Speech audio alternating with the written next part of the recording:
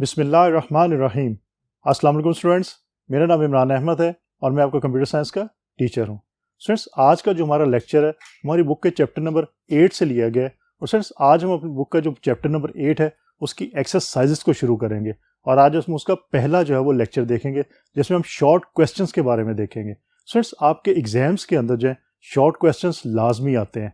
Students, आप ये बात याद रखना कि उन शॉर्ट क्वेश्चंस का आंसर किस तरह लिखना है वो मैं आज आपको बताऊंगा कि आप किस तरह उसका आंसर जो है वो अच्छी तरह दे सकते हैं जिससे आपको अच्छे नंबर जो है वो मिल सके। तो स्टूडेंट्स, आइए फिर आज का लेक्चर फॉर्मली स्टार्ट करते हैं। तो स्टूडेंट्स, जिस तरह मैंने आपको ये बताया चैप्टर नंबर 8 है हमारा और इसका नाम है वर्ड प्रोसेसिंग। इसके रिवीजन करेंगे हम शॉर्ट क्वेश्चंस की। स्टूडेंट्स, आपको मालूम है आपके एग्जाम्स के अंदर जो शॉर्ट क्वेश्चंस लास्ट में आते हैं, उसके अलावा फिल इन द ब्लैंक्स होते हैं, एमसीक्यूज क्वेश्चंस होते हैं और उसके साथ साथ ट्रू फॉल्स की स्टेटमेंट भी आपको गिवन होती है। आज हम देखेंगे शॉर्ट क्वेश्चंस के बारे में और जो कमिंग हमारे लेक्चर्स होंगे उसमें हम फिर बाकी जो हमारे पास एक्सरसाइज हैं उनके बारे में बात करेंगे। स्टूडेंट्स, पहली चीज़ तो ये याद रखिएगा कि क्वेश्चन जब भी आपको दिया जाए उस क्वेश्चन को आपने अच्छी तरह पहले तो रीड करना है, पढ़ना है और समझना है कि क्वेश्चन में क्या चीज़ पूछी गई है। जो उसमें वर्ड्स आपको लिखे नजर आए उन वर्ड्स को अच्छी तरह समझिए कि क्या आपसे पूछा जा रहा है। उसके बाद ये आइडेंटिफाई करें कि जो क्वेश्चन में पूछा जा रहा है वो बेसिकली किस एरिया से रिलेटेड है, क्योंकि अभी तो सिर्फ मैं चैप्टर नंबर 8 के क्वेश्चंस की बात कर रहा हूँ, लेकिन आपके एग्जाम के अंदर जो आपके तमाम बुक के चैप्टर होते हैं उनमें से जब शॉर्ट क्वेश्चंस आते हैं तो आपको एरिया आइडेंटिफाई करना पड़ता है कि वो हार्डवेयर का एरिया है, सॉफ्टवेयर का एरिया है, वो आपका नेटवर्क का एरिया है, डेटाबेसेस का एरिया या जो भी एरिया आपने वो आइडेंटिफाई पहले करना होता है ताकि आप जब आंसर लिखें तो आपका आंसर जो है वो सही हो। अगर आप एरिया आइडेंटिफाई नहीं कर पाएंगे तो हो सकता है कि आप आंसर जो है अपनी तरफ से सही लिखें लेकिन वो आंसर गलत भी हो सकता है। तो स्टूडेंट्स, याद रखिएगा जब भी आप क्वेश्चन आपके पास आए आप उस क्वेश्चन को अच्छी तरह रीड करें, अच्छी तरह समझें।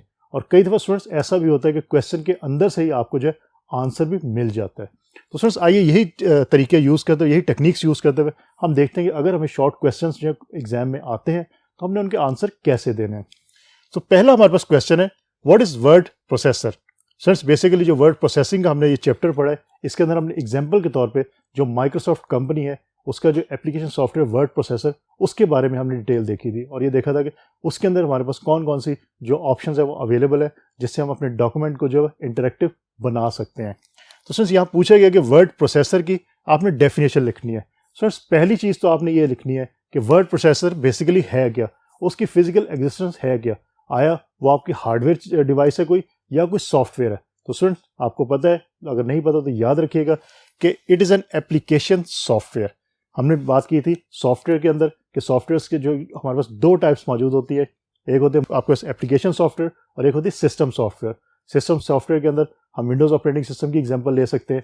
एप्लीकेशन सॉफ्टवेयर के अंदर आपका वर्ड प्रोसेसर है, एक्सेल है, आपको पावर पॉइंट है, ये तमाम आपके जो है ये एप्लीकेशन सॉफ्टवेयर की टाइप के अंदर आते हैं। तो पहला जो आपका सेंटेंस होगा वो होगा कि ये कौन सा आपका सॉफ्टवेयर है। It is an application software that provides extensive tools for creating all kinds of text based documents. Students, पहली चीज इसमें याद रखने वाली कि ये एप्लीकेशन सॉफ्टवेयर है। दूसरी चीज कि ये टेक्स्ट बेस्ड डॉक्यूमेंट क्रिएट करने के लिए यूज किया जाता है। मीन इसके अंदर आप डॉक्यूमेंट्स को क्रिएट करते हो बेसिकली। उसके अलावा उसकी फॉर्मेटिंग भी आप कर सकते हो, डिलीट कर सकते हो डॉक्यूमेंट्स को। उसके बाद डॉक्यूमेंट्स के ऊपर जो भी आप फंक्शन परफॉर्म करवाना चाहते हैं वो इजीली परफॉर्म करवा सकते हैं। बट बेसिक जो इसका पर्पज है आपका वर्ड प्रोसेसर का वो है कि टेक्स्ट बेस्ड डॉक्यूमेंट को क्रिएट करना। तो दो बेसिकली कीवर्ड्स इसके अंदर आपको याद रखने हैं, तो आप इसका आंसर खुद से लिख सकते हैं। एक कि ये एप्लीकेशन सॉफ्टवेयर है, दूसरा ये आपके टेक्स्ट बेस्ड डॉक्यूमेंट को क्रिएट करने के लिए यूज होता है। अब अगर ये दो कीवर्ड्स या दो कॉन्सेप्ट आपके माइंड में हैं तो आप इजीली जो है वर्ड प्रोसेसर का जो है वो डिटेल या उसकी डेफिनेशन अपने वर्ड्स के अंदर लिख सकते हैं। आपको रट्टा मारने की फिर जरूरत नहीं पड़ेगी। अब सर सेकंड क्वेश्चन की तरफ आते हैं, what is word rap. Students, word processor के अंदर डिफरेंट ऑप्शंस हमारे पास मौजूद होती हैं। एक वर्ड रैप की ऑप्शन भी मौजूद है। Word processor automatically moves to the next line when we have filled one line with text and it will readjust the text if we change margins. Students, बहुत सिंपल ये concept है कि word wrapping का concept Microsoft Word के अंदर या word processor के अंदर क्या है। सिंपल ये कॉन्सेप्ट है कि word processor automatically moves to the next line when we have filled one line with text. Mean आपने अगर एक लाइन टाइप आप कर रहे हैं स्टूडेंट्स और लाइन आपकी जो कंप्लीट होगी तो ऑटोमेटिकली आपका जो कर्सर है वो नेक्स्ट लाइन के ऊपर मूव कर जाता है। आपको खुद से मूव करवाने की स्टूडेंट्स जरूरत नहीं पड़ती।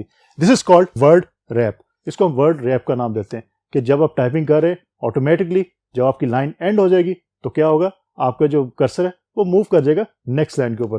तो आपके जो वर्ड प्रोसेसर है उसके अंदर ये ऑप्शन मौजूद है कि वर्ड रैपिंग के थ्रू ऑटोमेटिकली ये काम जो हो जाता है, आप लोगों को खुद से नेक्स्ट लाइन पे कर्सर को मूव करवाने की जरूरत नहीं पड़ती।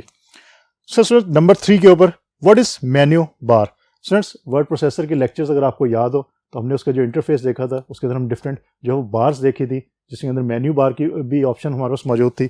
सो a bar which displays the list of menus, कि उसके अंदर आपको डिफरेंट मेन्यूज मौजूद हैं। और स्टूडेंट्स मेन्यूज माइक्रोसॉफ्ट वर्ड के अंदर क्या है, जो ऑप्शंस अवेलेबल है आपको, मीन अगर आपने डॉक्यूमेंट को ओपन करना है, सेव करना है, कॉपी करना है, पेस्ट करना है, व्यू करना है, जो भी ऑप्शंस है वो तो आपके मेन्यू बार के अंदर तमाम ऑप्शंस जो है वो मौजूद होती हैं। तो स्टूडेंट्स ये थे कुछ क्वेश्चन ये इस बोर्ड के ऊपर। अब हम चलते हैं नेक्स्ट बोर्ड के ऊपर और देखते हैं कि हमारे पास और कौन कौन से ऐसे क्वेश्चंस मौजूद हैं जिनके हम अगर आंसर लिखना चाहें तो कैसे लिख सकते हैं। तो स्टूडेंट आइए फिर नेक्स्ट बोर्ड पे मूव करते हैं।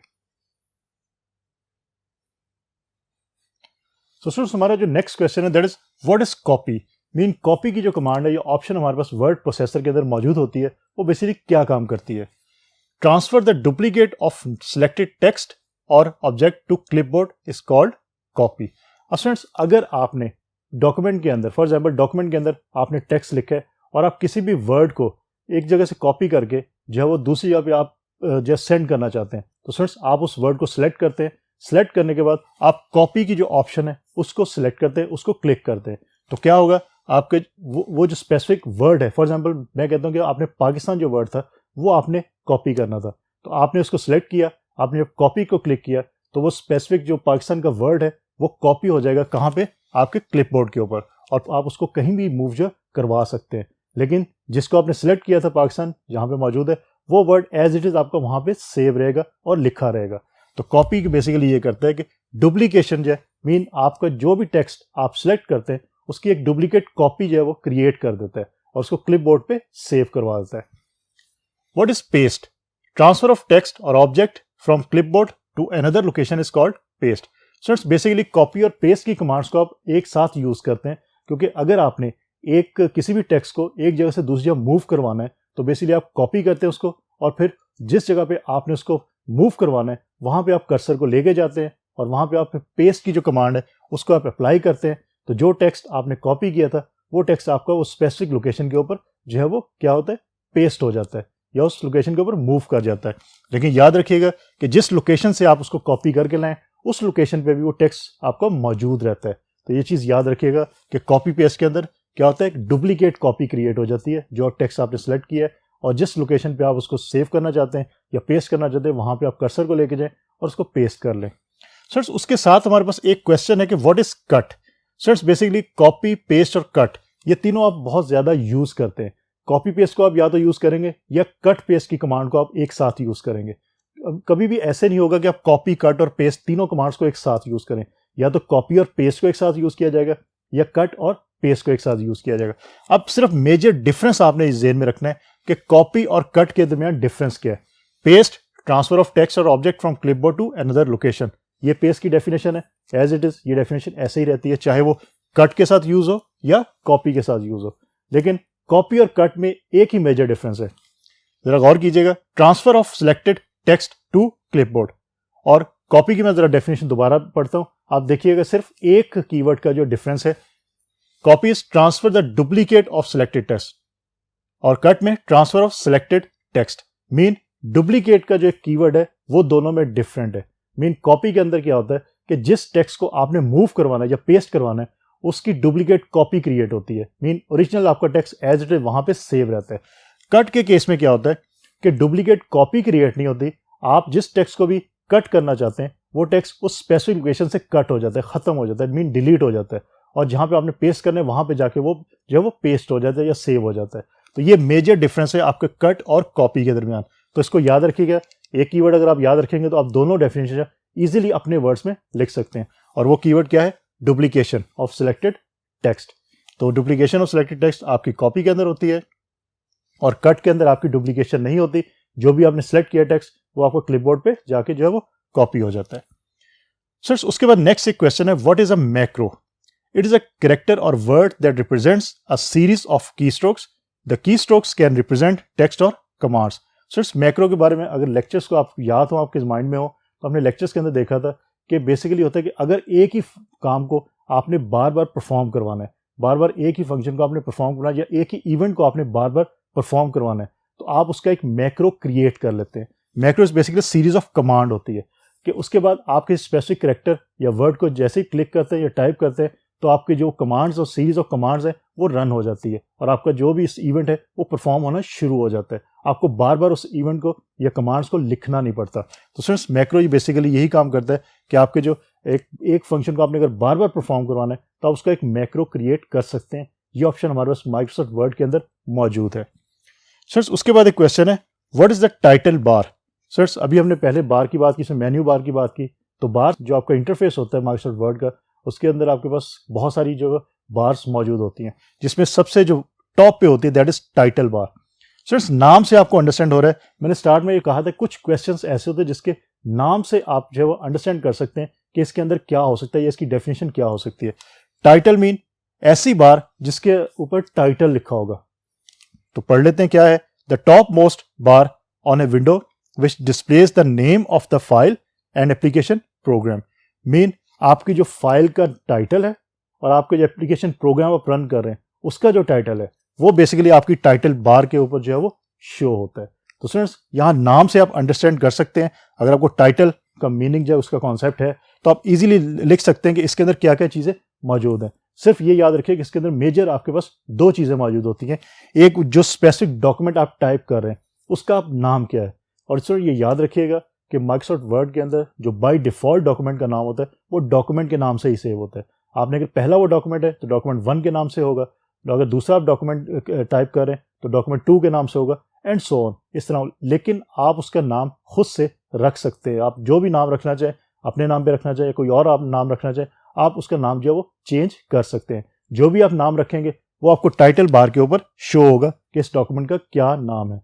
उसके साथ साथ एप्लीकेशन प्रोग्राम का नाम भी होगा। अगर आप माइक्रोसॉफ्ट वर्ड यूज कर रहे हैं तो टाइटल बार के ऊपर आपका फाइल का नाम जो भी आपने रखा है, अदरवाइज जो बाय डिफॉल्ट डॉक्यूमेंट 1 के नाम से अगर सेव है तो डॉक्यूमेंट 1, उसके साथ साथ माइक्रोसॉफ्ट वर्ड लिखा हुआ वहां पे नजर आएगा आपको। अगर आप माइक्रोसॉफ्ट वर्ड का वर्ड प्रोसेसर या एप्लीकेशन प्रोग्राम यूज करें तो माइक्रोसॉफ्ट वर्ड नजर आएगा। अगर आप कोई और एप्लीकेशन प्रोग्राम यूज करें तो उसका भी नाम आपको वहां पे टाइटल बार के ऊपर नजर आता है। तो याद रखिएगा कि टाइटल से आपने अंडरस्टैंड करना है कि आपके जो टाइटल है मीन डॉक्यूमेंट का टाइटल, और आपके जो प्रोग्राम है, जो प्रोग्राम आप रन कर रहे हो, मीन आप वर्ड प्रोसेसर जो रन कर रहे हो या जो एप्लीकेशन प्रोग्राम आप रन कर रहे हो उसका जो नाम है वो टाइटल बार के ऊपर शो होगा। तो स्टूडेंट्स अब देखते हैं कुछ नेक्स्ट बोर्ड पे चल के कुछ और क्वेश्चंस और देखते हैं कि उनके हम आंसर्स कैसे लिख सकते हैं। तो आइए स्टूडेंट्स नेक्स्ट बोर्ड पे चलते हैं।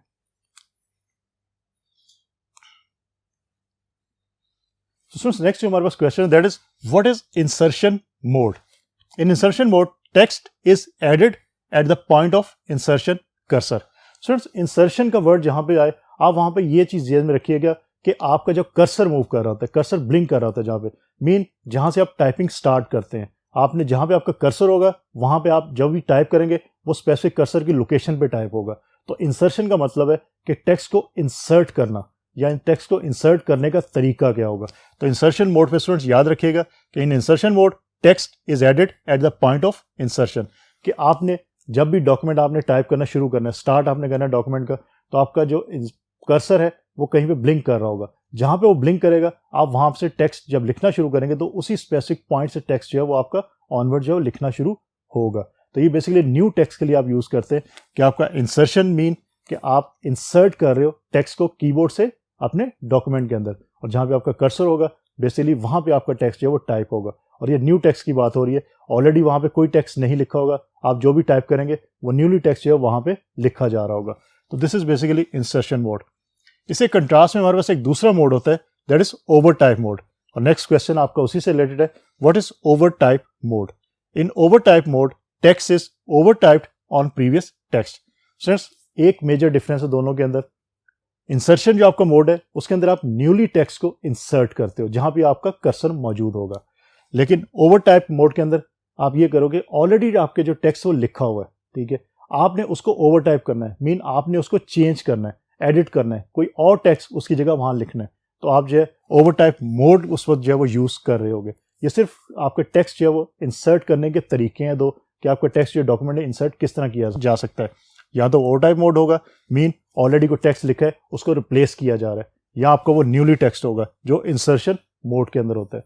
तो ये न्यूली टेक्स्ट और रिप्लेसमेंट ऑफ टेक्स्ट, ये दो चीज़ें आप याद रखिएगा, तो आप इन दोनों की जो डेफिनेशन है वो ईजिली लिख सकते हैं। स्टूडेंट्स उसके बाद नेक्स्ट एक क्वेश्चन है हमारे पास, what is undo? Undo reverse the last action performed. Students ये भी बहुत कॉमन एक प्रैक्टिस है, आप लोग इसको बहुत ज़्यादा यूज़ करते हैं। फॉर एग्जाम्पल स्टूडेंट्स आपने कीवर्ड लिखा है ABC, आपने ये तीन जो है वो लेटर्स आपने लिखे ABC। स्टूडेंट्स आपने उसके बाद ये किया, आपने इनको डिलीट कर दिया। डिलीट करने के बाद कुछ सेकंड के बाद आपको ख्याल है कि आपने ये डिलीट नहीं करने थे। स्टूडेंट्स उसके दो तरीके हैं दोबारा से टेक्स्ट को शो करवाने के। एक तो क्या दोबारा से ABC को टाइप कर लें, दूसरा तरीका ये है कि आपके पास ऑप्शन मौजूद है अनडू की। आप ऊपर बार्स के अंदर देखें, वहां पे आपके पास ऑप्शन मौजूद है। सिंपल आप माउस को लेके जाएं, ड्रैग करके माउस से क्लिक करें अनडू के ऑप्शन को, तो ABC जो आपने डिलीट किया था वो दोबारा से आपके टेक्स्ट के अंदर आपको नजर आना शुरू हो जाएगा, या आपके जो भी डॉक्यूमेंट है उसके अंदर नजर आना शुरू हो जाएगा। तो अनडू की बेसिकली ऑप्शन ये करती है कि आपका रिवर्स कर देती है जो लास्ट एक्शन आपने परफॉर्म किया होता है। स्टूडेंट्स ये बात याद रखिएगा, लास्ट एक्शन की मैं बात कर रहा हूँ, जो द वेरी लास्ट एक्शन होता है। अगर आपने ABC डिलीट किया, उसके बाद आपने अपना नाम लिखा और आपने वो डिलीट किया, अब अगर आप अनडू करेंगे तो जो आपका नाम डिलीट हुआ होगा वो आपका नाम जो है वो रिवर्स होगा, जो ABC है वो रिवर्स नहीं होगा, वो आपको टाइप करना पड़ेगा। तो द वेरी लास्ट जो आपका एक्शन होता है परफॉर्म, वो बेसिकली आपका जो है वो रिवर्स होता है, उससे पहले वाला कोई भी जो है वो रिवर्स नहीं होगा। तो स्टूडेंट्स एक बात याद रखिएगा कि अगर अपने डॉक्यूमेंट को आपने सेव कर लिया है तो फिर आप अनडू की जो ऑप्शन है उसको यूज करने का आपको कोई फायदा नहीं होगा। मेन अनडू के साथ फिर आपका जो लास्ट एक्शन परफॉर्म हुआ है वो रिवर्स नहीं होगा अगर आपने डॉक्यूमेंट को सेव कर चुके हैं तो। स्टूडेंट्स उसके बाद इसी के साथ साथ एक रीडू की ऑप्शन भी मौजूद होती है, जिसका क्वेश्चन है व्हाट इज रीडू? तो रीडू क्या करता है? Redo reverse the previous undo. Students basically ये इसी तरह कि आपने एक दफा एक फंक्शन परफॉर्म किया, फिर उसका रिवर्स किया, फिर दोबारा वो फंक्शन परफॉर्म किया, तो ये बेसिकली 1 2 3 इस तरह ये बेसिकली प्रोसेस होता है। आपका रीडू बेसिकली रिवर्स करता है प्रीवियस अनडू को। मीन आपने अनडू किया ABC को, लेकिन दोबारा आपके ज़हन में आया नहीं इसको मैंने डिलीट करना है, तो आप बजाय इसके कि उसको डिलीट की ऑप्शन के साथ डिलीट करें, आप रीडू की ऑप्शन करेंगे, तो आपने जो भी टेक्स्ट अनडू किया होगा वो दोबारा से रिवर्स होके रीडू हो जाएगा और दोबारा से वो खत्म हो जाएगा। अगेन रीडू की ऑप्शन भी आपकी तभी यूज होगी जब आपने डॉक्यूमेंट सेव नहीं किया। अगर आपने डॉक्यूमेंट सेव कर लिया तो फिर आपके अनडू और रीडू जो है ये ऑप्शन जो है वो रिवर्स नहीं करेंगी कुछ भी, ये बात याद रखिएगा। सर उसके बाद एक क्वेश्चन है, that is what is clip board? It is a temporary holding space in the computers memory for data that is being copied और मूव्ड। स्टूडेंट्स अभी हमने देखा था कॉपी पेस्ट और कट पेस्ट के अंदर हमने ये देखा था कि क्लिपबोर्ड का वर्ड वहां पे यूज हुआ था। अब इस क्वेश्चन के अंदर पूछा गया कि what is clipboard? Students basically clipboard जो है ये एक मेमोरी, स्मॉल मेमोरी एलोकेट की जाती है आपके वर्ड प्रोसेसर को। वर्ड प्रोसेसर इसको कॉपी पेस्ट या कट पेस्ट ये कमांड्स यूज करते हैं, कॉपी की कमांड या कट की कमांड, तो आपका जो वर्ड प्रोसेसर है वो क्लिपबोर्ड जो है उसको यूज करता है। मीन वो जो स्मॉल मेमोरी एरिया आपको एलोकेट किया गया या आपके वर्ड प्रोसेसर को एलोकेट किया गया उसको हम कहते हैं क्लिपबोर्ड।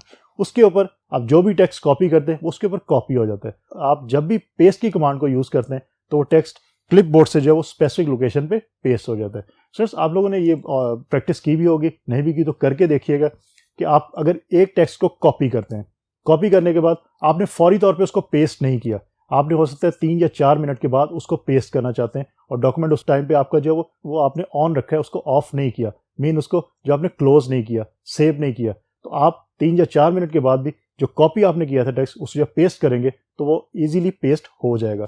वो आपका डॉक्यूमेंट सेव होगा क्लिपबोर्ड के ऊपर, जो मेमोरी एरिया आपके वर्ड प्रोसेसर को असाइन हो चुका है। वहां पे आपका जो डॉक्यूमेंट के अंदर जो टेक्स्ट है जिसको आपने कॉपी किया था वो आपका जो है वो कॉपी रहता है जब तक आप उसको पेस्ट नहीं कर देते। तो स्टूडेंट्स बेसिकली इसका कॉन्सेप्ट यही है क्लिप बोर्ड का, कि ऐसा बोर्ड है जिसके ऊपर क्लिप्स होते हैं। मीन आपके एक मेमोरी है, ये बेसिकली कंप्यूटर्स मेमोरी जो एलोकेट की जाती है वर्ड प्रोसेसर को, कि अगर आपने डॉक्यूमेंट में से किसी भी टेक्स्ट को, वर्ड को या पैराग्राफ को आपने कॉपी करना है, कॉपी करने के बाद आपने किसी लोकेशन पे उसको मूव करवाना है या पेस्ट करना है, तो आपके जो कॉपी होने के बाद या आपका जो डाटा है वो बेसिकली क्लिप बोर्ड के ऊपर सेव होता है। तो क्लिप बोर्ड से फिर आप उसको इजीली वो पेस्ट करवा देते हैं। तो इस is a temporary holding space, या कंप्यूटर्स की मेमोरी होती है और टेम्पररी बेस पे ही होता है, ये परमानेंट बेस पे काम नहीं होता। सो उसके बाद लास्ट जो हमारे पास question that is what is thesaurus. It allows us to search for synonyms without leaving the word possessor. So basically ये बड़ी एक अच्छी ऑप्शन हमारे पास मौजूद है. आपके वर्ड प्रोसेसर के अंदर डिक्शनरी मौजूद होती है. सो अगर आपने एक वर्ड लिखा है और आप ये देखना चाहते हैं कि उस वर्ड से रिलेटेड मीन उससे मिलते जुलते मीनिंग के और वर्ड्स मेरे पास कौन कौन से मौजूद हैं, तो आप जो वो थिसॉरस की जो फैसिलिटी है उसको आप यूज़ कर सकते हैं. तो थिसॉरस की फैसिलिटी के थ्रू आप जो भी वर्ड आपने लिखे, फॉर एग्जांपल मैं कहता हूँ जी मेमोरी का एक वर्ड है, इससे रिलेटेड जो वर्ड है मुझे वो डिक्शनरी से चाहिए, तो आप मेमोरी के ऊपर जाके आप माउस को लेके जाएं, माउस को आप जो राइट क्लिक करें, राइट क्लिक करने के बाद उसके बाद ऑप्शन आपको नजर आएगी सिनोनिम्स की. आप सिनोनिम्स की ऑप्शन को क्लिक करें तो आपको मेमोरी से रिलेटेड जिनके मीनिंग मेमोरी से मिलते जुलते होंगे वो आपको वर्ड जो है वो नजर आना शुरू हो जाएंगे और उसमें से आप किसी वर्ड को यूज कर सकते हैं जो बेसिकली मेमोरी से रिलेटेड ही होंगे. तो ये ऑप्शन जो है वो आपकी थिसॉरस के थ्रू आपको वर्ड प्रोसेसर्स के अंदर मिल जाती है. तो फ्रेंड्स बेसिकली आज का जो हमारा लेक्चर था ये इनफैक्ट चैप्टर नंबर 8 के जो एक्सरसाइजेज हमारी उसका आज पहला हमारा लेक्चर था. तो उसके अंदर हमने ये देखा कि अगर एग्जाम के अंदर हमें शॉर्ट क्वेश्चंस दिए जाते हैं तो उन शॉर्ट क्वेश्चंस को हमने किस तरह जो है वो लिखना है, उनके आंसर्स को हमने किस तरह लिखना है ताकि वो सही हो. फ्रेंड्स एक तो तरीका सिंपल है कि आप सारे क्वेश्चंस के आंसर को याद कर लें, लेकिन आप खुद सोच सकते हैं कि आपकी बुक के 10 चैप्टर्स हैं और 10 के 10 चैप्टर्स के क्वेश्चंस को याद करना it's very very difficult one. तो आप क्या करें, आप उसके कॉन्सेप्ट को ज़हन में रखें, उसके बाद क्वेश्चन को अच्छी तरह रीड करें और रीड करने के बाद हो सकता है कि क्वेश्चन के अंदर से आपको आंसर मिल जाए और कुछ कीवर्ड्स को आप ज़हन में रखें, मीन कॉन्सेप्ट को ज़हन में रखें और जो आंसर है उसको आप खुद से लिखने की कोशिश करें. तो डेफिनेटली आपका जो आंसर है वो सही होगा और आप अच्छे नंबर जो है वो ले सकते हैं. तो स्टूडेंट्स होपफुली आज का लेक्चर आपको अच्छी तरह समझ आ गया होगा. इंशाल्लाह अगली दफ़ा नए लेक्चर के साथ दोबारा मुलाकात होगी. तब तक के लिए अल्लाह हाफिज़.